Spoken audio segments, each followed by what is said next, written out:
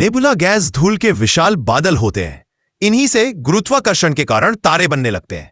हमारी Galaxy milky वे में ही लगभग 100 अरब तारे हैं। UI स्कूटी अब तक का खोजा गया सबसे बड़ा तारा है। इसका आकार सूर्य से लगभग 1700 गुना बड़ा है। तारे, जिन्हें हम रात में बस चमकते हुए बिंदु समझते हैं, असल में पूरे ब्रह्मांड की गाथा और विज्ञान अपने भीतर समेटे हुए हैं। हमारी आकाशगंगा में हर साल लगभग 7 नए तारे जन्म लेते हैं।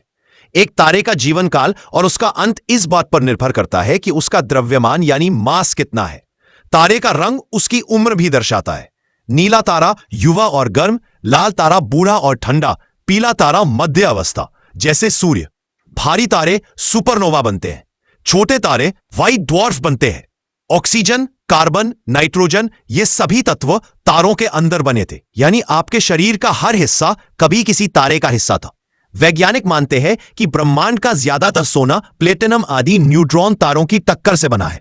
सीरियस रात्रि के समय आकाश में नजर आने वाला सबसे चमकदार तारा है, जो डॉग स्टार के नाम से भी जाना जाता है। जब कोई बहुत विशाल तारा मरता है तो वो ब्लैक होल में बदल सकता है, जो इतना शक्तिशाली होता है कि प्रकाश भी उससे नहीं बच सकता। धरती का वातावरण तारे की रोशनी को मोड़ता है, जिससे वे टिमटिमाते नजर आते हैं। कुछ तारे अपने अंतिम चरण में कार्बन हीरे बनाते हैं। बौने तारे व्हाइट ड्वार्फ्स के अंदर दबाव इतना ज्यादा होता है कि कार्बन हीरा बनने लगता है। माना जाता है कि लूसी नाम का एक व्हाइट ड्वार्फ हीरे का एक बहुत बड़ा गोला है। जब एक न्यूट्रॉन तारा तेजी से घूमता है और रेडियो वेव्स छोड़ता है तो उसे पल्सर कहा जाता है। ये 1 सेकंड में सैकड़ों बार घूम सकते हैं। जो तारा हम आज देख रहे हैं उसकी रोशनी हजारों से लेकर करोड़ों साल पहले निकल चुकी होती है, यानी हम तारे का अतीत देख रहे होते हैं, वर्तमान नहीं। हमारा सूर्य लगभग आधा जीवन जी चुका है। सूर्य की उम्र अब लगभग 4.6 अरब साल है और इसका कुल जीवन काल लगभग 10 अरब साल है। कई तारे अनंत रूप में फिर से जन्म लेते हैं।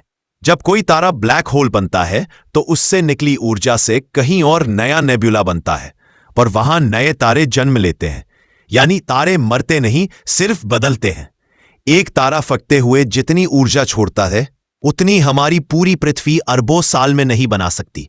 सुपरनोवा में इतनी ऊर्जा निकलती है कि वह कुछ समय के लिए पूरी गैलेक्सी से ज्यादा चमकदार हो जाता है। तारे हमारे पूर्वजों के लिए दिशा सूचक थे। प्राचीन नाविक, किसान, यात्री सभी तारे देखकर दिशा और समय तय करते थे।